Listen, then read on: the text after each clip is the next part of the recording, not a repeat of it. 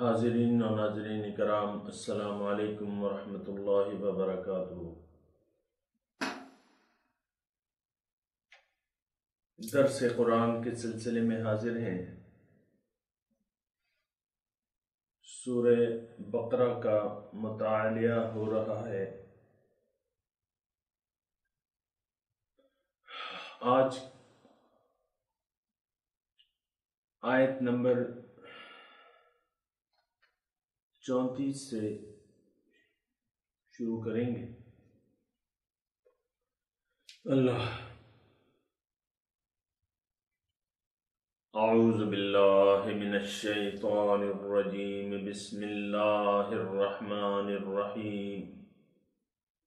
وَإِذْ قُلْنَا لِلْمَلَائِكَةِ اسْجُدُوا لِآدَمَ فَسَجَدُوا إِلَّا إِبْلِيسَ أَبَى وَاسْتَكْبَرَ وَكَانَ مِنَ الْكَافِرِينَ۔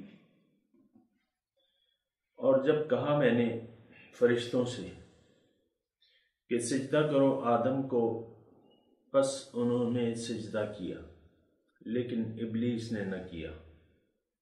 ابا، اس نے انکار کر دیا، واستکبر، اور اپنے آپ کو بڑا سمجھا، وکان من الکافرین، اور کافروں سے ہو گیا۔ آیات کا ترجمہ آپ نے ملاحظہ فرمایا۔ اس جو مضمون بیان ہو رہا ہے، اس کے دو باب ہیں۔ یہ پورا رکوع ہے، اس کے دو باب ہیں۔ پہلا باب وما کنتم تکتمون تک تھا۔ وَإِذْ قُلْنَا لِلْمَلَائِكَةِ وَإِذْ قَالَ رَبُّكَ لِلْمَلَائِكَةِ إِنِّي جَاعِلٌ فِي الْأَرْضِ خلیفہ، اور یا وما کنتم تکتمون تک یہ ایک مضمون ہے۔ اور آج جو ہے اس کا دوسرا باب ہے، وَإِذْ قُلْنَا لِلْمَلَائِكَةِ اسْجُدُوا لِآدَمَ۔ ان دونوں کے مضامین تھوڑے سے مختلف ہیں۔ پہلے باب میں جو ہے ہمیں یہ بتایا گیا کہ اے آدم، اے انسان، تم اپنی حیثیت اس کائنات میں پہچان لو، اپنا مقام، اپنی پوزیشن جان لو۔ تم اللہ تعالیٰ کے نائب ہو۔ تمہاری حیثیت کیا ہے کہ تم اللہ تعالیٰ کے خلیفہ ہو، اس کے جانشین ہو، اس کے نائب ہو۔ اللہ، یعنی تمہارے بعد پھر تمام بزرگی جو ہے وہ اللہ کی بھی ہے۔ تو اس میں مضمون یہ ہے کہ اے انسان، جب تمہارا رتبہ اللہ تعالیٰ نے اتنا بلند پیدا کیا ہے، تو تم اپنے سے کمتر اشیاء کے سامنے نہ جھکو، ان کے سامنے ذلت نہ اختیار کرو۔ اپنے سے جو کمتر مخلوق ہے تو ان کے سامنے تم ان کی اطاعت نہ کرو، کیونکہ تم تو ان سے برتر ہو۔ تم اس کائنات پر اپنا حکم چلانے والے ہو، نہ کہ تم ان کے تابع ہو جاؤ۔ اللہ اکبر۔ اس کائنات پر حکم چلانے والے، اس کائنات کے حکمران، اس کے چلانے والے تو تم ہی ہو، کیونکہ تم اللہ کے نائب ہو۔ تو تمہیں اللہ کی منشا کو جان کر اس کائنات پر حکمرانی کرنی ہے، اور تمہارا حکم مانا جائے گا۔ سب چیزیں تمہاری مطیع ہیں، فرما بردار ہیں۔ اللہ کا حکم معلوم کر کے، اللہ کی مرضی اور منشا معلوم کر کے، اس کی مرضی کے مطابق ان پر تم اپنی حکمرانی کر سکتے ہو، اپنی خواہشات سے نہیں۔ اللہ تو اپنے سے کم تر چیز کے سامنے تم سر نہ جھکاؤ. یہ قابل نوٹ نقطہ ہے کہ عام طور پہ یہ دیکھا گیا ہے کہ ہم جو چیزیں رذیل ہیں، کمتر ہیں، ہم ان سے توقعات لگانی شروع کر دیتے ہیں اور انہی سے اپنی مرادیں مانگتے ہیں.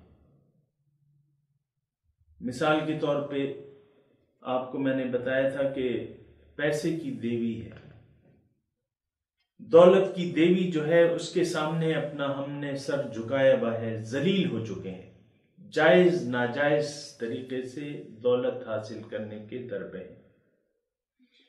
اللہ تو ایسا نہ کرو. تم اللہ کے نائب ہو، تم اللہ تعالیٰ کے خلیفہ ہو، تو تم اپنے سے اعلیٰ ہستی کے سامنے، جو آپ کی مالک ہے، جو آپ کی مختار ہے، اس کے سامنے تم نے سر جھکانا ہے، اس کے سامنے تم نے سر تسلیم خم کرنا ہے. اللہ اکبر. اور جو تم سے ذلیل چیزیں ہیں، نیچے چیزیں ہیں، ان کے سامنے ان کی اطاعت نہیں کرنی. فلا تخشوہم واخشونی، ان سے نہ ڈرو، مجھ سے ڈرو. اللہ تعالیٰ کہتا ہے کہ ان سے نہ ڈرو، ان کا خوف نہ رکھو. کوئی چیز آپ کو فائدہ نہیں پہنچا سکتی اگر اللہ نہ چاہے. کوئی چیز کائنات کی، دنیا کی، مخلوق کی کوئی چیز آپ کو نقصان نہیں پہنچا سکتی جب تک اللہ تعالیٰ نہ چاہے. تمام خیر و شر اللہ تعالیٰ کے اختیار میں ہے. اسی سے مانگو، اسی سے ڈرو، اسی سے توقعات رکھو، اسی پر اعتماد کرو، اسی پر بھروسہ کرو. اپنے سے کم تر مخلوق، خواہ کہ وہ جو کچھ بھی ہے. یہاں تو آپ دیکھتے ہیں نا کہ انسان کے تابع ہو جاتا ہے، اس کا غلام بن جاتا ہے، اس کی اپنے مفادات کے لیے، اس کی جائز ناجائز خواہشات کو پورا کرنے کے لیے لگ جاتا ہے. انسان کے آگے سر جھکا دیتا ہے. انسان نے دنیا کے سامنے، دنیا اور مافیہا کے سامنے سر جھکایا ہوا ہے. اس کو محبوب اور مطلوب قرار دے کے اس کے سامنے سر جھکا دیا ہے، اور دنیا کی دیوی کی عبادت ہو رہی ہے. اللہ تو ایک جو مقدمہ اس صورت کا ایک حصہ گزر چکا، اس میں ایک مضمون یہ تھا کہ تم جو ہے اس ذات کا خیال رکھو، اپنی پوزیشن، اپنا مقام پہچان کی. اصل میں تو بات یہی ہے نا کہ ہم نے اپنا مقام نہیں پہچانا. اللہ اپنا مقام، اپنے آپ کو نہیں پہچانا ہے، ہم نے اپنا مقام نہیں پہچانا. ہمارے شیخ فرماتے ہیں کہ گر نبود ذات حق اندر وجود، آب و گل را کہ ملک کر دے سجود. اے انسان، اگر تم میں وہ ذات حق موجود نہ ہوتی تو یہ آب و گل اور فرشتے یہ کیسے تمہیں سجدہ کرتے؟ اس کا مطلب یہ ہے کہ تم میں تو کچھ راز پوشیدہ ہے. اللہ الانسان سری و انا سرہ. اللہ تعالیٰ فرماتے ہیں کہ انسان میرا راز ہے اور میں اس کا راز ہوں. اللہ. حضرت علی رضی اللہ تعالیٰ عنہ فرماتے ہیں کہ اتحسم انک جرم صغیر وفیک انت العالم اکبر. اے انسان، تمہارا کیا خیال ہے کہ تم ایک چھوٹے سے جسم ہو؟ نہیں، بلکہ تم میں تو ایک بہت بڑا عالم پوشیدہ ہے. جب اللہ تعالیٰ قلب مومن میں سما جاتے ہیں تو آپ اندازہ لگا لیں انسان کی اہمیت اور اس کا مرتبہ. لا يسعني في ارضی ولا سماعی ولکن یسعنی فی قلب امرئ مؤمن، میں آسمانوں اور زمین میں نہیں سماتا لیکن مومن کے دل میں سما جاتا ہوں۔ تو یہاں بات یہ ہے کہ ہم لوگ عام طور پہ اپنی پہچان سے غافل ہے، اپنے آپ کو ہم نے نہیں پہچانا۔ ساری غلطیوں کی بنیاد تو یہی ہے کہ آپ کو اپنی پہچان نہیں ہے۔ بچے کے ہاتھ میں اگر آپ ایک خوبصورت شیشے کی کوئی ڈیکوریشن پیس اس کے ہاتھ میں دے دیں، اور وہ بچہ اس عمر میں ہو کہ وہ ہر چیز کو پھینکتا ہے، ہاتھ میں لے کے ہر چیز کو پھینکتا ہے۔ میرا ایک نواسا ہے تو بس ہر چیز کو وہ پھینکنے کا، اٹھا کے پھینکنے کا شوق ہے اسے۔ وہ یہ نہیں دیکھتا کہ یہ کیا چیز ہے، پھینک دینا، ضائع کر دینا، یہ اس کا محبوب مشغلہ ہے۔ تو ایسے بچے کے ہاتھ میں اگر آپ کوئی قیمتی چیز دے دیں، جس کی قیمت کوئی انٹیک دے دیں لیکن وہ تو اس سے واقف نہیں ہوگا اس کی قدر و قیمت سے۔ مثال کے طور پہ اس کی قیمت جو ہے اس وقت ہو سکتا ہے کہ 50 لاکھ روپے ہو، لیکن بچے کے ہاتھ میں دے دیں تو اسی بچے کے ہاتھ میں دے دیں، وہ لے گا، آپ سے لے گا، اٹھا کے پھینک دے گا۔ تو سوچنے کی بات ہے کہ ہم جس زندگی کو ضائع کر رہے ہیں، یہ تو ضائع ہی کرنا ہوا نا۔ زندگی کو بامقصد طریقے سے نہ گزارنا، اس کو ضائع کرنا ہوا۔ ناشکری کسے کہتے ہیں؟ ناشکری یہی ہے کہ جس چیز کے لیے جو چیز آپ کو دی جائے اس کا آپ بے جا استعمال کر لیں، غلط استعمال کر لیں۔ اللہ تعالیٰ نے ہمیں یہاں دنیا میں بھجوایا ہے تو وہ تو کسی کام کے لیے بھجوایا ہے۔ یہ جو ہم جن فضولیات میں پڑ گئے ہیں اور ضروریات کو ہم نے اپنا مقاصد بنا لیا ہے، یہ تو بہت زیادہ نادانی کی بات ہے۔ ضرورت کبھی مقصد نہیں بن سکتی، یاد رکھیں۔ ضرورت رہتی ہے، ضرورت سے کام لے کے بس اس کو ضائع کر دیا جاتا ہے۔ متاع کا لفظ آیا ہے قرآن میں، اللہ تعالیٰ نے وَإِنَّمَا هَذِهِ الْحَيَاةُ الدُّنْيَا مَتَاع، بلکہ متاع کہتے ہیں ایک عارضی فائدے کی چیز کو۔ مثال کے طور پہ عید قرباں کا دن ہے، قصائی آتا ہے، جانور آپ کا ذبح کرتا ہے تو وہ آپ سے کہتا ہے کہ کوئی صاف کپڑا لے آؤ، صاف کپڑا لے آؤ تاکہ میں قربانی جو کروں گا اس سے میں پھر جانور کا خون وغیرہ صاف کروں گا۔ لیکن ایسا کپڑا لانا کہ صاف تو ہو لیکن بعد میں تم اس کو استعمال نہ کرو، اس کو پھینک دیا جائے۔ متاع کی حیثیت یہ ہے کہ استعمال کر کے اس کو ضائع کر دیا جاتا ہے، پھینک دیا جاتا ہے۔ تو ضرورت کبھی مقصد نہیں بن سکتی، یاد رکھیں گے۔ ہم نے ضروریات کو مقاصد بنا لیا ہے، جو کہ ہماری غلطی ہے اور اس پر سوچنا چاہیے۔ ہم جن پریشانیوں میں ڈوبے ہوئے ہیں اور جن کے لیے ہم پریشان ہیں، یہ ہمارے مقاصد نہیں ہیں، یہ ضروریات ہیں۔ پریشانی اس کے لیے اتنی پریشانی مناسب نہیں ہے، کیونکہ اس کا ذمہ تو اللہ تعالیٰ نے لیا ہوا ہے۔ اللہ تعالیٰ ہمارا رب ہے، دنیاوی ضروریات کو پورا کرنے والا اللہ تعالیٰ ہے۔ رزق دینے والا کون ہے؟ اللہ تعالیٰ ہی ہے۔ ہماری ضروریات کون پوری کرتا ہے؟ اللہ تعالیٰ پوری کرتا ہے۔ پریشانی اس چیز کی کرنی چاہیے جو کہ آپ کے مقدر میں نہیں ہے، آخرت آپ کے مقدر میں نہیں ہے، اس کے لیے آپ کو کوشش کرنی ہے، اس کے لیے آپ کو پریشان ہونا ہے۔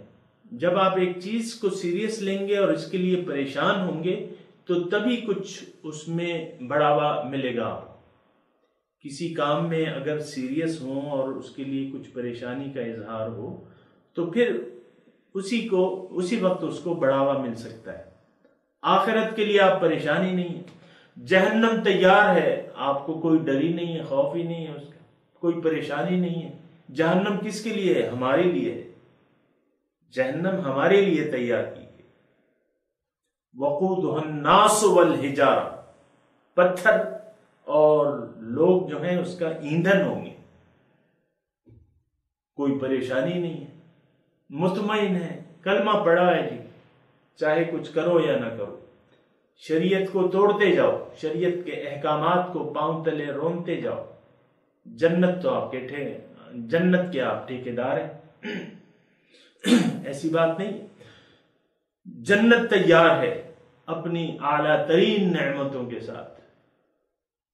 فَلَا تَعْلَمُ نَفْسٌ مَّا أُخْفِيَ لَهُم مِّن قُرَّةِ أَعْيُنٍ، کسی کو یہ نہیں معلوم کہ رب نے اس کی آنکھوں کی ٹھنڈک کے لیے کیا کیا نعمتیں تیار کر رکھی، کسی کو نہیں معلوم، کوئی امید ہی نہیں ہے، کوئی تیاری نہیں ہے جنت میں جانے کی، کوئی شوق نہیں ہے کہ بھئی وہاں جنت میں جائیں گے، آرام سے بیٹھ کے کھائیں گے، پیئیں گے، مزے کریں گے، مزے اڑائیں گے۔ ہم تو یہاں مزے اڑانے کے چکر میں ہیں کہ دنیا میں مزے اڑا لیں۔ حضور فرماتے ہیں کہ العیش عیش الآخرہ، مزے تو آخرت کے مزے ہیں۔ اللہ، مزے تو آخرت کے مزے ہیں، ہمیں نہ کوئی جلدی ہے۔ اللہ تعالیٰ کہہ رہے ہیں جلدی کرو، سارعوا الی مغفرۃ و جنہ، جنت اور مغفرت، اللہ کی مغفرت اور جنت کے لیے جلدی کرو، سارعوا، جلدی کرو، ہمیں کوئی جلدی نہیں، نیک کام کر لیں گے، ہو جائے گا، کر لیں گے، دیکھیں گے، ایسے رویے ہیں ہمارے۔ تو بات یہ ہے کہ یہ سب اپنے آپ کو بھول جانے کے نتائج ہیں کہ آپ اپنے آپ کو پہچان نہیں پا رہے کہ آپ کون ہیں۔ آپ خلیفۃ اللہ ہیں، انی جاعل فی الارض خلیفہ، زمین میں اپنا خلیفہ پیدا کر رہا ہوں۔ تو یہ پہلا رکوع جو ہے یہ اس بارے میں ہے کہ آپ اپنا مقام اس کائنات میں اپنا مقام سمجھ لیں۔ دوسرا رکوع جو اب ہم شروع کر رہے ہیں، وَإِذْ قُلْنَا لِلْمَلَائِكَةِ اسْجُدُوا لِآدَمَ، جب کہا اللہ نے فرشتوں کو کہ سجدہ کرو آدم کو، یہ وَلَا هُمْ فِيهَا خَالِدُونَ تک جو ہے مضمون، اس میں چند مضامین ہیں، یہ اگر آپ نوٹ کرنا چاہتے ہیں تو نوٹ کر لیں، اس میں کیا کیا نصیحتیں ہیں ہمارے لیے۔ ایک تو اس میں فرشتوں کی ڈیوٹی اللہ تعالیٰ ہمیں بتا رہا ہے، یہ آج جو مضمون ہم شروع کر رہے ہیں، وَإِذْ قُلْنَا لِلْمَلَائِكَةِ اسْجُدُوا لِآدَمَ، فرشتوں کی ڈیوٹی کیا ہے اور ہمارا دشمن کون ہے، ہمیں ہمارے دشمن سے آگاہ کیا جا رہا ہے۔ دوسری بات یہ ہے کہ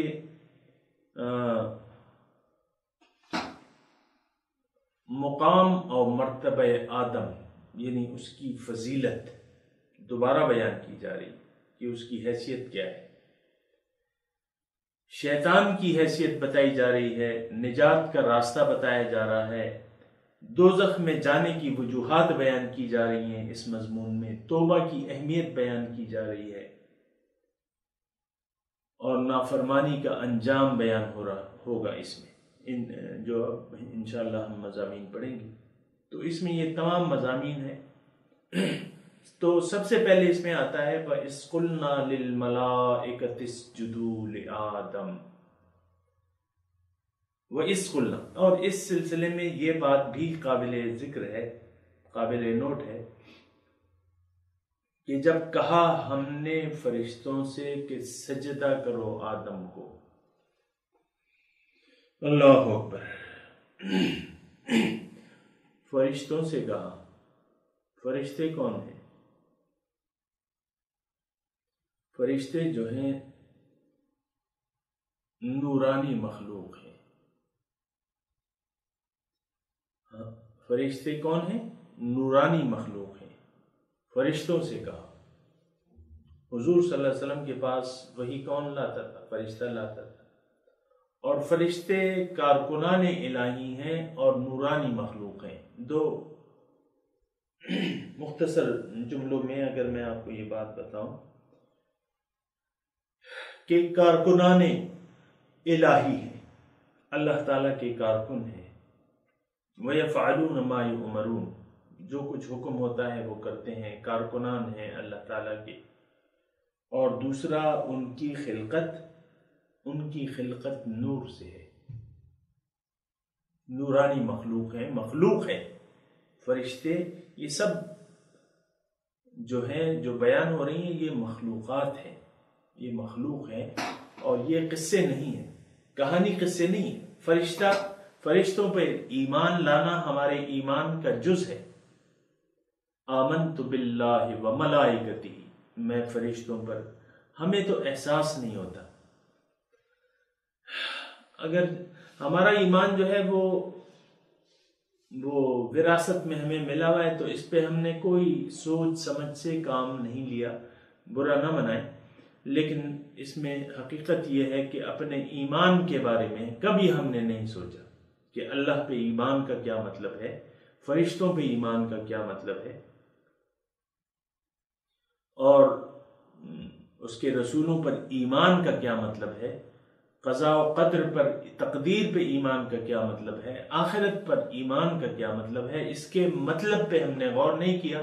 بس وہ طوطے کی طرح ہمیں پڑھا دیا جاتا ہے، یہ ایمان مفصل ہے اور یہ ایمان مجمل ہے بس.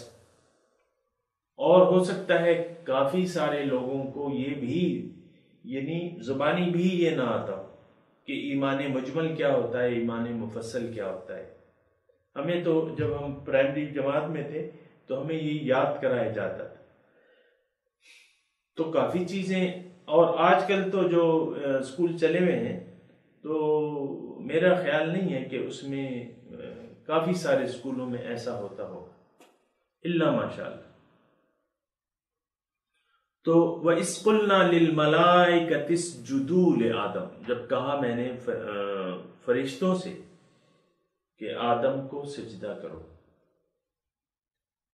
اب یہاں ٹھہر جائیے تھوڑا سا. کس سے کہا جا رہا ہے؟ فرشتوں سے. کیا کہا جا رہا ہے؟ آدم کو سجدہ کرو. اسجدوا لآدم.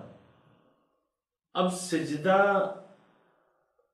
دیکھیں، ایک تو یہ ہے کہ یہ سجدہ وہ سجدہ بندگی نہیں ہے. یہ ایک بات نوٹ کر لیں کہ یہ سجدہ بندگی نہیں ہے. جیسے کہ ہم سجدہ اللہ کے سوا کسی کو جائز نہیں ہے، یہ ہماری، لیکن یہ ہماری اس شریعت میں یہ ہے. لیکن ابھی تو جو ہے آدم تو یہاں آئے نہیں تھا. تو یہ میں نے آپ کو پہلے بتا دیا تھا کہ یہ بات اس عالم کی نہیں ہے، عالم مثال کی بات ہے، وہاں کے احکامات مختلف ہیں. ایک تو یہ طے شدہ بات ہے کہ یہ وہ سجدہ نہیں ہے جو اللہ تعالیٰ کو ہم کرتے ہیں سجدہ بندگی، یہ وہ سجدہ نہیں ہے. ہاں سجدہ ہے، الفاظ ہیں سجدے کے. اب اس کے کیا مراد ہیں؟ اس مراد میں پڑھنے سے پہلے، یعنی سجدہ کیا؟ سجدہ کہتے ہیں جھکو، جھک جاؤ، آدم کے سامنے جھک جاؤ. تو سامعین کرام، اپنی حیثیت، اپنا مرتبہ پہچان لیجیے کہ آپ مسجود ملائکہ ہیں. فسجدوا،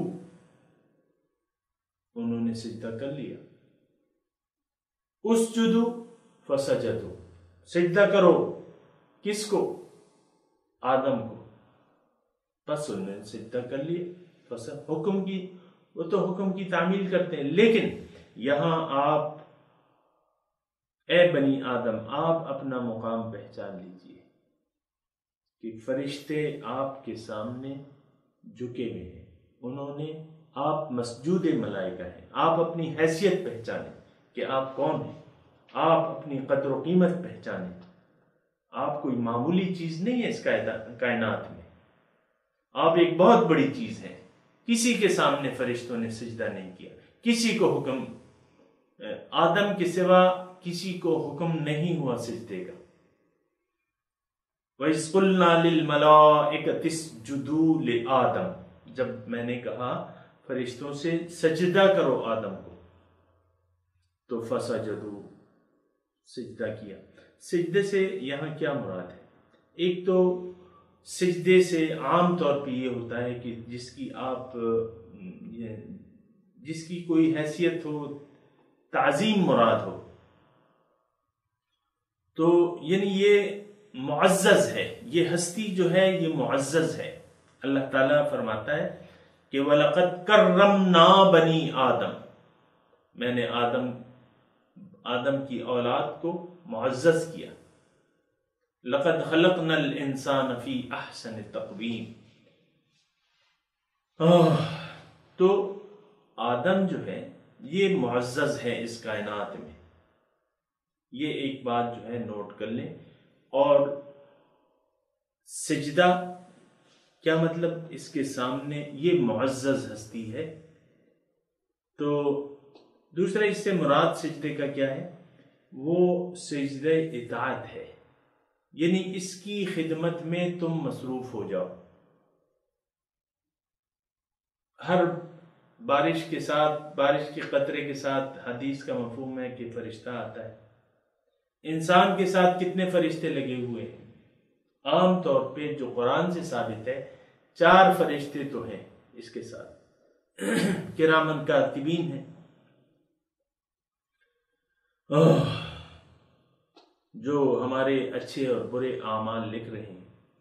اور دوسرے وَلَّهُ مُعَقِّبَاتٌ مِّن بَيْنِ يَدَيْهِ وَمِن خَلْفِهِ يَحْفَظُونَهُ مِنْ أَمْرِ اللَّهِ، اس کے آگے پیچھے 2 محافظ اللہ تعالیٰ نے لگا رکھے ہیں۔ یہاں جو وی آئی پی ہوتے ہیں ان کے آگے پیچھے محافظ ہوتے ہیں۔ آپ دیکھیں وزیر اعلیٰ کی قافلہ جب گزرتا ہے تو وزیر اعلیٰ پہلے نہیں ہوتا، پہلے تو وہ اسکواڈ ہوتا ہے، پولیس کا اسکواڈ ہوتا ہے جو ان کی جیپ گزرتی ہے۔ اسی طرح جتنا پروٹوکول یعنی اعلیٰ شخصیت ہوتی اتنے ہی اس کا پروٹوکول بڑھتا جاتا ہے۔ تو انسان اس کائنات میں معزز ہے، اس کے محافظ اللہ تعالیٰ نے حافظ مقرر کر رکھے ہیں۔ ان علیکم لحافظین، لہو معقبات من بین یدیہ ومن خلفہ یحفظونہ من امر اللہ، اس کے آگے پیچھے معقبات ہیں، فرشتے ہیں جو اس کی حفاظت کرتے ہیں اللہ تعالیٰ کے حکم سے۔ تو فرشتے جو ہیں یعنی آپ ایک تو فرشتوں پر ایمان لانا ہمارے ایمان کا حصہ ہے، دوسرا اس کے وجود کا اپنے احساس کرنا ہے۔ دیکھیں ہر چیز جس پر آپ ایمان اور یقین رکھتے ہیں اس کے وجود کا اپنے احساس، اللہ پر ایمان اگر آپ لاتے ہیں تو اللہ تعالیٰ کا احساس آپ کو ہونا چاہیے کہ ہاں اللہ تعالیٰ میرے ساتھ موجود ہے۔ وَهُوَ مَعَكُمْ أَيْنَمَا كُنْتُمْ، جہاں بھی تم ہو وہ تمہارے ساتھ ہی ہوتا ہے۔ اللہ، وَهُوَ مَعَكُمْ أَيْنَمَا كُنْتُمْ، جیسے جہاں بھی تم ہو تو تمہارے ساتھ ہی ہوتا ہے۔ یہ ایک یقین ہونا چاہیے، یہ احساس ہونا چاہیے۔ اور مقام احسان جو ہے وہ کیا ہے کہ آپ رب کی بندگی ایسے کریں کہ گویا کہ آپ اس کا مشاہدہ کر رہے ہیں، گویا کہ آپ اسے دیکھ رہے ہیں۔ لیکن اگر یہ کیفیت آپ کو حاصل نہیں ہے تو کم از کم اتنا فَإِن لَمْ تَكُن تَرَاكَ فَإِنَّهُ يَرَاكَ، کم از کم اتنا ہو کہ اگر آپ اسے نہیں دیکھ رہے تو آپ کو اتنا احساس ہو کہ وہ آپ کو دیکھ رہا ہے، وہ تمہیں انسان دیکھ رہا ہے۔ فإنه يراك، مقام احسان ہے، اعلیٰ درجہ ہے ایمان کا۔ تو فرشتوں کا ایمان کا میں ذکر کر رہا تھا کہ فرشتوں پر ایمان لانا ہمارے ایمان کا جز ہے۔ دوسری یہ کہ فرشتے، جب ہمیں یہ سارے احساسات ہو جائیں گے کہ بھئی اللہ تعالیٰ موجود ہے اور فرشتے ہمارے جو عمل ہم کر رہے ہیں اس کو لکھ رہے ہیں، دوسرے ہمارے محافظ ہیں، تو دیکھیں ہمیں کتنے جو کرامن کاتبین ہیں، تو ہم اپنے اعمال میں محتاط ہو جائیں گے۔ آپ دیکھیں ہماری تمام زندگی تقریباً غفلت کی زندگی ہے۔ جب دو آدمی آپس میں ملتے ہیں تو تیسرا تو اللہ تعالیٰ ہوتا ہے، لیکن ہمیں احساس ہوتا ہے اس کا۔ سرگوشیاں جب ہم کرتے ہیں دو آدمی مل کے یا دو عورتیں مل کے، تو ہمیں احساس نہیں ہوتا کہ اللہ تعالیٰ ہمارے ساتھ ہے، بلکہ سرگوشی میں تو بس سرگوشیاں ہی ہوتی ہیں۔ دوسرا فرشتے ہیں، یہ سارے جو ہیں یقین کی باتیں ہیں۔ اگر ہم یقین کر لیں اور یقین آ جائے تو ہماری اعمال میں کافی بہتری پیدا ہو جائے گی۔ ہم وہ اعمال نہیں کریں گے جو اللہ تعالیٰ کی ناراضگی کا سبب ہے۔ جو فرشتے ہمارے خراب اعمال میں ہم ایسے اعمال کریں گے نہیں۔ تو وَإِذْ قُلْنَا لِلْمَلَائِكَةِ اسْجُدُوا لِآدَمَ، جب میں نے کہا کہ سجدہ کرو آدم کو، یعنی آدم کی سجدہ اطاعت یہاں مراد ہے کہ اس کی اطاعت میں لگ جاؤ اور اس کی امداد کرو، ہر کام میں جو کچھ یہ کرنا چاہے اس کی مدد کرو، یعنی جس کام کے لیے میں اس کو بھجوا رہا ہوں تو جو بھی یہ ارادہ کرے اس میں اس کی امداد کرو۔ اب وہ کام اچھا ہے یا برا یہ تو ایک الگ بات ہے، وہ تو اس کے نام اعمال میں لکھا جائے گا، لیکن ہر کام کی، اچھے یا برے کام کی اللہ تعالیٰ توفیق دیتے ہیں۔ اور فرشتے جو ہیں مطلب اللہ تعالیٰ کے حکم کے مطابق ہمیں اس کے اسباب برابر کرتے ہیں، ہمیں روکتے نہیں۔ اللہ تعالیٰ فرماتا ہے قرآن میں کُلًّا نُمِدُّ ہَٰؤُلَاءِ وَہَٰؤُلَاءِ، ہر ایک کو میں توفیق دیتا ہوں، ان کو بھی اور ان کو بھی، دائیں والوں کو بھی بائیں والوں کو بھی۔ من عطاء ربک، یہ تیرے رب کی عطا ہے۔ ما کان عطاء ربک محظورا، اور تیرے رب کی عطا بند نہیں ہے۔ تو فرشتے جو ہیں وہ انسان کی خدمت میں لگے ہوئے ہیں، خدمت میں لگے ہوئے ہیں۔ فسجدوا، انہوں نے سجدہ کر لیا، یعنی سجدہ انسان کی خدمت میں مصروف ہو گئے، اس کا یہ مطلب ہے۔ لیکن ایک ہستی جو اس محفل میں موجود تھی اور جس کا تعلق جنات سے تھا، اس کو چونکہ وہ اس جماعت میں موجود تھی تو ظاہر ہے کہ حکم تو جماعت کو ہوا تھا، تو اس نے اس کو یعنی اس کام کو اچھا نہیں سمجھا، بلکہ اپنے آپ کو بڑا جانا کہ بھئی میں تو خلقتنی من نار و خلقتہ من طین، اے اللہ تو نے تو اس کو مٹی سے پیدا کیا ہے اور مجھے تو آگ سے پیدا کیا ہے، تو انا خیر منہ، اس سے میں بہتر ہوں، میں اس کو سجدہ نہیں کروں گی۔ اللہ یعنی تو پھر اللہ اس نے انکار کر دیا، الا ابلیس نے سجدہ نہ کیا، وہ حکم الہی جو تھا وہ نہ مانا۔ ابلیس کا معنی کیا ہے؟ ابلیس کا اصل نام جو تھا وہ عزازیل تھا، عزازیل، اور یہ یعنی اپنی عبادتوں کی وجہ سے فرشتوں کی ٹولی میں شامل تھا۔ فرشتے مطلب لطیف مخلوق ہیں، یہ بھی لطیف تھا، تو اس مجلس میں، اس جماعت میں موجود تھا جس کو حکم سجدہ کیا تھا اللہ تعالیٰ نے، تو اس نے جو ہے تکبر کیا، انکار کر دیا اور تکبر کیا۔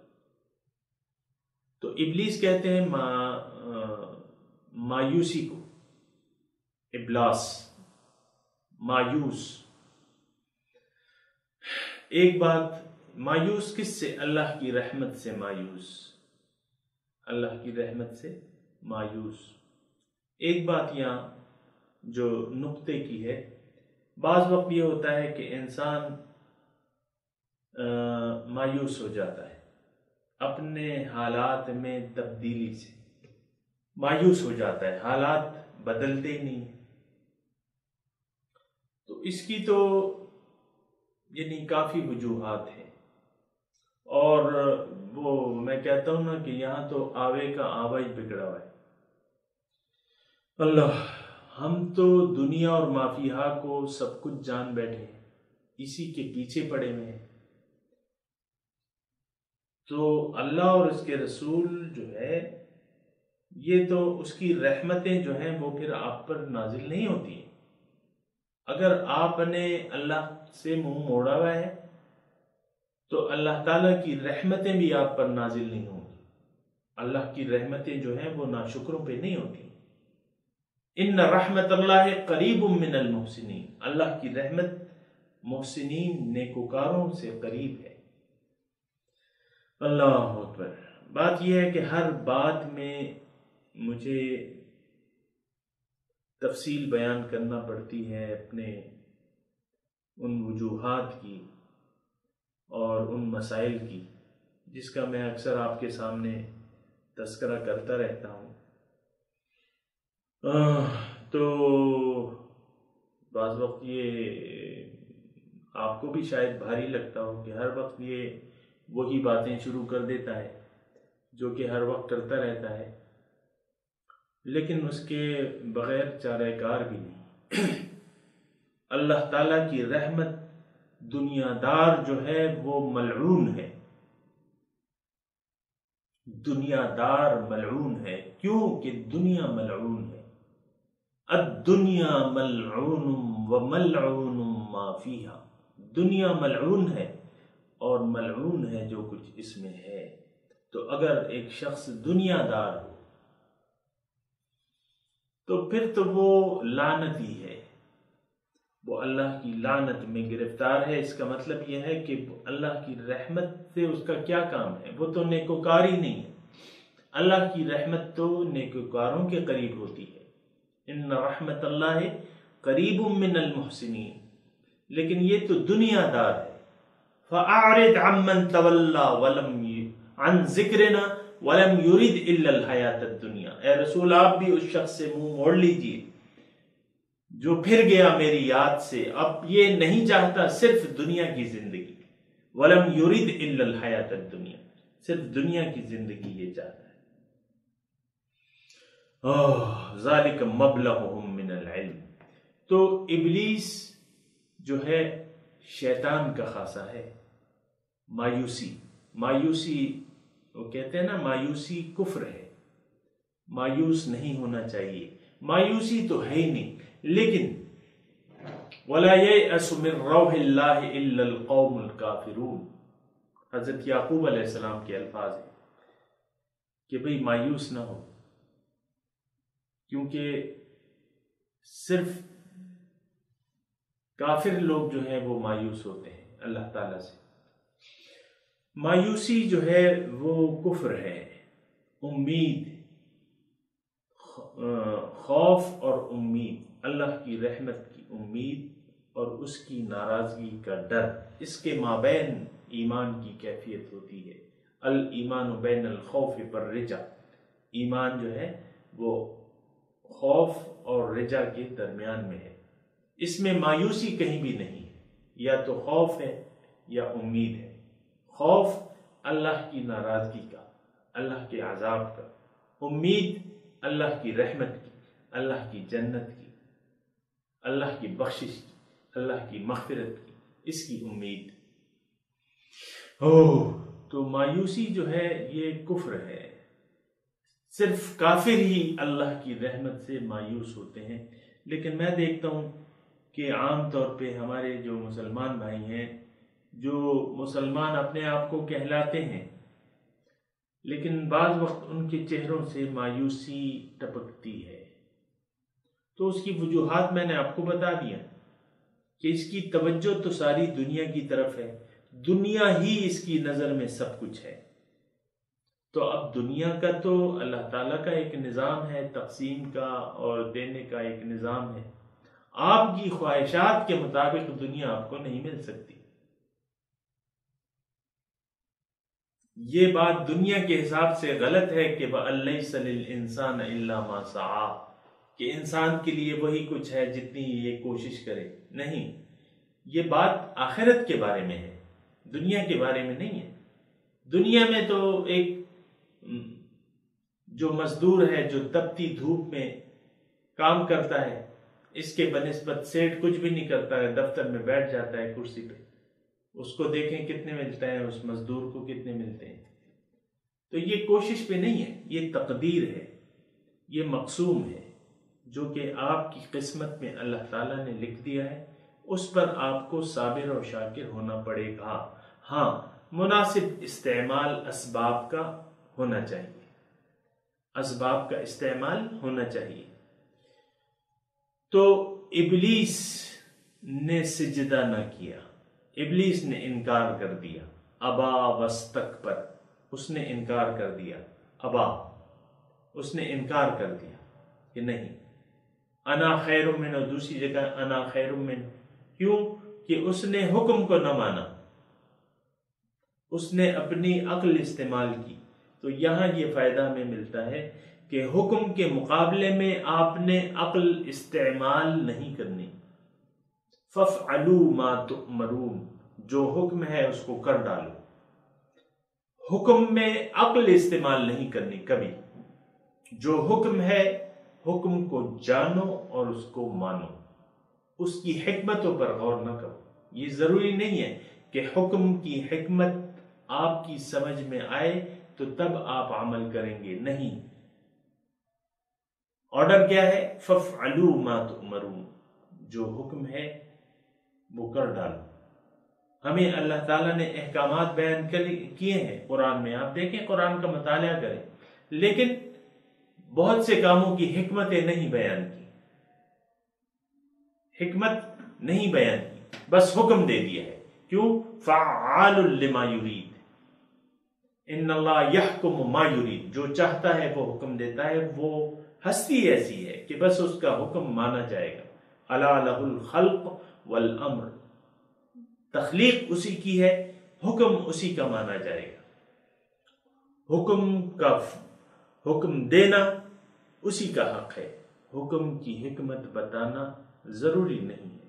ہاں، جاننے کی آپ کوشش کرتے ہیں، سمجھ میں آ جائے فبہا، نہ آئے پھر بھی آپ کو حکم ماننا پڑے گا، بخوشی ماننا پڑے گا، یہ نہیں کہ مجبوری سے، بخوشی۔ اللہ کی اطاعت خوشی سے ہوتی ہے، اور ناراضگی سے کیا اطاعت ہوگی؟ اللہ کی اطاعت تو وہ اطاعت ہے کہ آپ بخوشی، برضا اور رغبت اللہ کی اطاعت میں مصروف ہو جائیں۔ تو ابا، یہ انکار کرنا جو ہے یہ شیطان کی صفت ہے، یا اس سے یہ فائدہ بھی ہمیں ملتا ہے کہ انکار کرنا شیطان کا کام ہے، انسان کا کام حکم ماننا ہے، انکار کرنا یہ شیطان کا کام ہے۔ ہاں، شیطان کے جو ساتھی ہیں وہ بھی پھر تو شیطان کے ساتھی ہیں، وہ تو پھر انکار کرتے ہیں، شیطان کے ساتھی بھی ہیں۔ من الجنۃ والناس، جو کہ جنوں میں سے ہیں اور انسانوں سے ہیں، دونوں میں سے شیطان کے ساتھی ہیں۔ وَمَنْ يَكُنِ الشَّيْطَانُ لَهُ قَرِينًا فَسَاءَ قَرِينًا، جس کا شیطان ساتھی بن گیا تو وہ بہت برا ساتھی ہے۔ تو شیطان کے ساتھی جو ہیں، شیطان کے نقش قدم پر چلتے ہوئے اللہ تعالیٰ سے کے احکامات پر عمل کرنے سے اگر قولاً انکار نہیں کرتے تو عملاً انکار کرتے ہیں۔ آپ دیکھیں اس مسلمان معاشرے میں ہم کتنے احکامات کی خلاف ورزی کر رہے ہیں، کتنے حضور صلی اللہ علیہ وسلم کے کتنے طریقے ہیں جس سے ہم نے منہ موڑا ہوا ہے اور راضی نہیں ہیں کہ ان کی سنت کو، ان کے طریقوں کو اپنی زندگی میں ہم لے آئیں۔ یہ تو انکار ہے، ابا۔ حضور صلی اللہ علیہ وسلم بیٹھے رہے تھے تو ارشاد فرمایا کہ میری ساری امت جو ہے وہ جنت میں داخل ہوگی، لیکن جس نے انکار کیا وہ نہیں، وہ جنت میں داخل نہیں ہوگی جس نے انکار کیا۔ صحابہ نے، بات مختصر تھی، صحابہ نے پوچھا کہ حضور یہ کون، انکار کرنے والے کون ہیں؟ تفصیل پوچھی صحابہ نے، تو حضور صلی اللہ علیہ وسلم فرمایا کہ جس نے میری اطاعت کی تو اس نے وہ جنت میں جائے گا، اور جس نے میری نافرمانی کی تو اس نے میرا انکار کیا۔ ومن عصانی فقد ابا، جس نے نافرمانی کی، میری نافرمانی کی، میرے حکم کے مطابق زندگی نہیں گزاری تو اس نے انکار کیا۔ باقی ہر ایک شخص جو ہے جنت میں جائے گا، یہ بات صحیح حدیث ہے، یہ آپ نوٹ کر لیں۔ اگر یعنی اس حدیث کے پیمانے میں اپنے آپ کو تولنا چاہیے۔ اگر آپ اللہ کے رسول کی اطاعت میں مصروف ہیں تو آپ کامیاب ہیں، آپ جنتی ہیں۔ اللہ تعالیٰ کا قرآن، اللہ تعالیٰ کا وعدہ ہے آپ سے کہ آپ کو جنت میں اعلیٰ مقام دے گا، لیکن اگر آپ نے انکار کر دیا تو اگرچہ آپ کلمہ پڑھ رہے ہیں لیکن آپ نے تو انکار کر دیا ہے، اس پہ ان کے فرامین پر عمل کرنے سے انکار کر دیا ہے، ان کے فرامین کی روشنی کو اپنے لیے ہدایت نہیں بنایا، ان سے آپ نے ہدایت نہیں حاصل کی، تو آپ انکار کرنے والے ہیں، تو آپ جنت میں داخل نہیں ہو سکتے۔ اللہ اکبر۔ تو ابا، اس نے انکار کیا، واستکبر، اور اپنے آپ کو بڑا جانا، تکبر کیا، بہتر سمجھا اپنے آپ کو، تکبر کیا۔ یا بات یہ ہے کہ ایک حکم سے انکار کا نتیجہ کیا ہوا؟ وہ مردود ہو گیا، عزازیل سے شیطان الرجیم ہو گیا، شیطان مردود ہو گیا، ایک حکم سے انکار کیا۔ آج آپ دیکھ لیں معاشرے میں اللہ تعالیٰ کے کتنے احکامات کی خلاف ورزی ہو رہی ہے، اس سے انکار ہو رہا ہے دیدہ دانستہ۔ میں آپ کو مثال دیتا ہوں، مثال کے طور پہ سود ہے، حرام ہے، لیکن ہم مسلمان بہت خوشی سے سود لیتے اور دیتے ہیں۔ آپ بینکوں کا نظام آج کا دیکھ لیں، سود پر قائم و دائم ہے۔ جو بینک زیادہ منافع کی آفر کرتا ہے، لوگ اس میں اپنا سرمایہ منتقل کر لیتے ہیں۔ تو بات یہ ہے کہ یہ تو انکار ہے، ایک انکار سے۔ دیکھیں ایک بات اور یاد رکھیں، جز کا انکار کل کا انکار ہے، جز کا انکار کل کا انکار ہے، یعنی ایک کا انکار ساری احکامات کا انکار ہے۔ اگرچہ آپ کچھ احکامات مان رہے ہیں، لیکن اگر ایک نہیں مان رہے آپ تو پھر یہ کل کا انکار ہے۔ شیطان نے تو صرف ایک بات کو نہیں مانا تھا، اب ایک بات سے انکار کر دیا تھا، تو نتیجہ کیا ہوا؟ شیطان الرجیم بن گیا۔ اور یہ اللہ تعالیٰ کا قانون ہے، یہ آپ نوٹ کر لیں کہ اللہ کا قانون ہے، یعنی یہ بات نہیں ہے کہ شیطان کے ساتھ ایسے معاملہ ہوا ہے۔ جو بھی اللہ تعالیٰ کی، یہ قرآن سے ثابت ہے، جو بھی اللہ اور اس کے رسول کی نافرمانی کرے گا، اللہ تعالیٰ اس کو جہنم میں داخل کرے گا۔ واستکبر، اور اس نے تکبر کیا، اپنے آپ کو بڑا جانا۔ اس کا مطلب یہ ہے اللہ کے حکم کے مقابلے میں سر جھکا دینا عاجزی سے، یہ انسان کی صفت ہے، اور اللہ تعالیٰ کا حکم سن کر اس کے مقابلے میں اپنے رائے کو زیادہ اہمیت دینا، یہ شیطان کی صفت ہے۔ میں زیادہ تفصیل میں نہیں جاتا، لیکن آپ دیکھ لیں بہت سے ایسے کام ہیں، ہم لوگ مسلمان معاشرہ، ہماری بھائی اور بہنیں، یعنی یہ ایک روایت چل نکلی ہے کہ اللہ کے حکم کو اپنے عقل کے ترازو میں ہم نے تولنا ہے۔ یہ ایک روایت چل نکلی ہے۔ اگر ہماری سمجھ میں آتا ہے، ہماری خواہش نفس جو ہے اس کی زیادہ مخالفت نہیں کرتا، وہ ہم کر لیتے ہیں، لیکن جو پابندی ہم پر مشکل لگتی ہے اس کو ہم چھوڑ دیتے ہیں، تکبر کرتے ہیں۔ یہ تکبر ہے، نہ جانے کیا معاشرہ کس چیز کو تکبر، اللہ کے حکم کے مقابلے میں اپنی رائے کو فوقیت دینا، یہ تکبر ہے۔ اللہ تعالیٰ فرماتے ہیں کہ الکبریاء ردائی، کہ تکبر جو ہے وہ میرا کمبل ہے، جامہ ہے، جو کوئی اس کو مجھ سے چھیننے کی کوشش کرے گا میں اس کو چیر کے رکھ دوں گا۔ تکبر کو جان لیں، تکبر کیا چیز ہوتی ہے، کیا ہوتا ہے تکبر؟ الحکم کے مقابلے میں اپنی رائے پر عمل کرنا، اس کو بہتر سمجھنا، یہ تکبر ہے۔ یہ مضمون جو ہے وسیع بھی ہو سکتا ہے، اور قرآن میں اس کی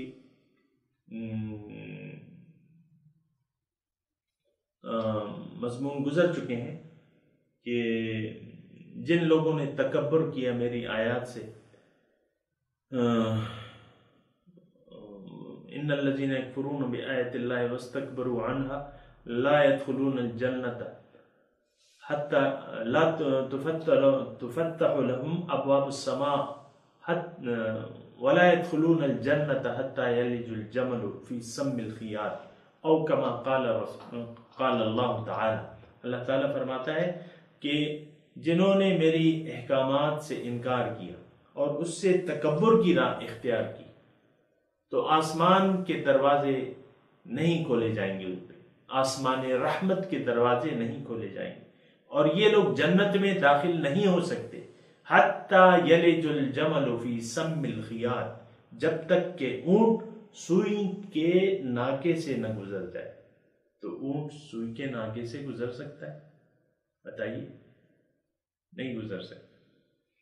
تو جب نہیں گزرتا سکتا تو یہ لوگ بھی جب تک اونٹ سوئی کے ناکے سے نہیں گزرے گا، یہ لوگ، یہ متکبرین جنت میں داخل نہیں ہو سکتے۔ واستکبر، اس نے تکبر کیا۔ تکبر کرنا شیطان کی صفت ہے۔ تو آج ہمیں دیکھنا ہے کہ ہم متکبر ہیں کہ نہیں ہیں۔ وَبِئْسَ مَثْوَى الْمُتَكَبِّرِينَ، بہت برا ٹھکانہ ہے، جہنم میں متکبر لوگ جائیں گے جو اپنے آپ کو، اپنی رائے کو اللہ کی حکم پر فوقیت دیتے ہیں۔ اللہ وَاسْتَكْبَرُوا، اس نے تکبر کیا، وَكَانَ مِنَ الْكَافِرِينَ، اور یہ انکار کرنے والوں میں سے ہو گیا، یہ کافروں میں سے بن گیا، تھا نہیں کافر، ہو گیا، ایک حکم سے انکار کی وجہ سے کافر ہو گیا۔ میں نے آپ کو کہا کہ یہ شیطان کے ساتھ صرف یہ معاملہ نہیں ہے، یہ آپ نوٹ کر لیں کہ وہ شیطان تھا، بس ایک حکم نہیں مانا، وہ مردود ہو گیا۔ یہاں آج بھی اللہ تعالیٰ کے قانون میں کوئی تبدیلی نہیں ہے، جس کا انکار کل کا انکار ہے۔ کسی حکم سے آپ اللہ کے حکم سے سرتابی نہیں کر سکتے، نہ کرنا چاہیے، اور اگر ایسا ہو گیا تو پھر کان من الکافرین، آپ کا شمار تو پھر کافروں میں سے ہوگا۔ کافر، ایک دیکھیں، ایک جملہ جو ہے، آپ اپنا دین پڑھیں، اس کا مطالعہ کریں، ایک جملہ آپ کو ایمان سے کفر میں داخل کر دے گا۔ علماء سے پوچھ لیں آپ، ایک جملہ، کلمہ کفر، کوئی بھی کلمہ عمل تو دور کی بات ہے، آپ ایک کلمہ کفر ادا کر دیں تو آپ کافر بن جائیں گے، کانا من الکافرین، وہ کافروں میں سے ہو گیا۔ یہ واقعہ جو ہے، یہ اب تک کا جو ہم نے مضمون پڑھا، یہ ایک آیت کا ہم نے مطالعہ کیا، تو اس میں وَإِذْ قُلْنَا لِلْمَلَائِكَةِ اسْجُدُوا لِآدَمَ، جو نقاط ہیں وہ آپ نوٹ کر لیں کہ ہم نے کہا فرشتوں سے کہ سجدہ کرو آدم کو، یعنی فرشتے جو ہیں انہوں نے ہماری خدمت کی ڈیوٹی سنبھالی ہوئی۔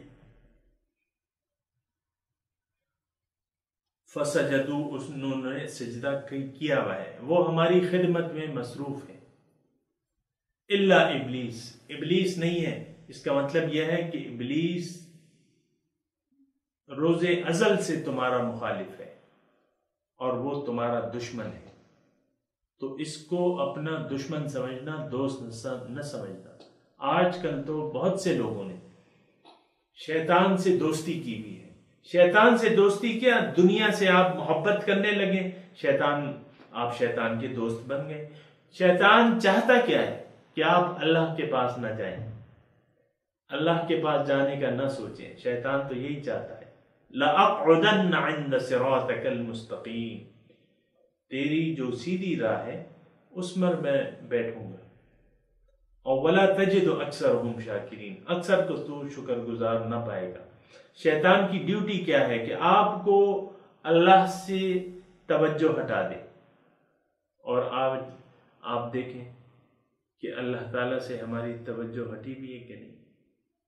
بالکل یقیناً اللہ کو تو ہم نے بھلا دیا ہے، نتیجتاً اپنے آپ کو بھی بھول گئے ہیں، اور رذیل دنیا کے سامنے رخ کیا ہوا ہے، رذیل دنیا کے سامنے رخ کیا ہوا ہے۔ اللہ، ایسا نہیں ہونا چاہیے، حالات میں تبدیلی آنی چاہیے، اپنا رخ دنیا سے پھیر کے اللہ کی طرف لگا لو۔ انی وجہت وجہی للذی فطر السماوات والارض حنیفا وما انا من المشرکین، میں اپنی ساری توجہ جو ہے، میں اپنا رخ پھیر لیتا ہوں فطرس، اس ذات کی طرف جس نے زمین اور آسمان پیدا کر دیے ہیں، میں یکسو ہوں اور میں مشرکوں میں سے نہیں ہوں۔ مشرک وہ جس کا اللہ کی طرف رخ نہ ہو، جس کا اللہ کی طرف رخ ہو وہ مشرک نہیں ہوتا، وہ مشرک نہیں ہوتا۔ ہاں، جو اللہ سے اپنا رخ پھیر کے دنیا کی طرف لگا لے تو وہ مشرکین میں سے بن جاتا ہے، لیکن مسلمان اور مومن جس کا رخ اللہ کی طرف ہو، جو یکسو ہو، وہ کبھی مشرک نہیں ہو سکتا۔ حنیفا وما انا من المشرکین۔ تو ان زیر نظر آیت میں یعنی دیکھیں، قرآن جو ہے ہماری نصیحت کے لیے ہے، اور نصیحت کے لیے اللہ تعالیٰ نے قرآن کو آسان بنا دیا ہے۔ فَهَلْ مِن مُدَّكِرٍ، ہے کوئی جو سوچے اور سمجھے؟ ابا واستکبر وکان من الکافرین، اس نے انکار کیا اور تکبر کیا اور کافروں میں سے ہو گیا۔ تو ساری باتوں سے نصیحت ہمیں حاصل کرنی چاہیے۔ وآخر دعوانا ان الحمد للہ رب العالمین، والسلام علیکم ورحمۃ اللہ وبرکاتہ۔